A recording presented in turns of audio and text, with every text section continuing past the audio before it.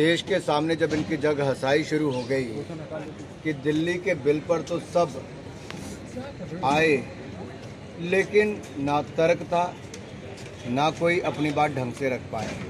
और ये साफ दिखा कि अब तक जो विपक्ष ने किया है वो केवल देश को भ्रमित करने का काम किया है, देश का समय और पैसा बर्बाद करने का काम किया है।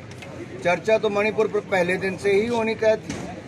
विपक्ष भाग क्यों रहा है? क्योंकि तर्क नहीं, तथ्य नहीं।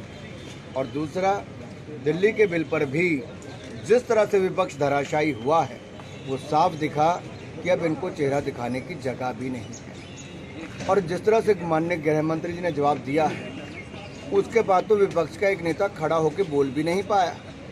इसका मतलब सब उनकी बात से सहमत थे, उनके तथ्य और तर्क ठीक था, क्योंकि कांग्रेस के समय ही ये कानून भी बनाया गया था।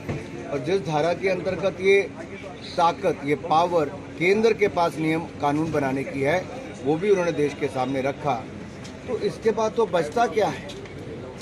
अब जो बचा है कम से कम उतने दिन आके सदन ढंग से चलने दें, प्रश्नोत्तर में भाग लें और अलग जो अन्य बिल आएंगे उसमें भी भाग लें।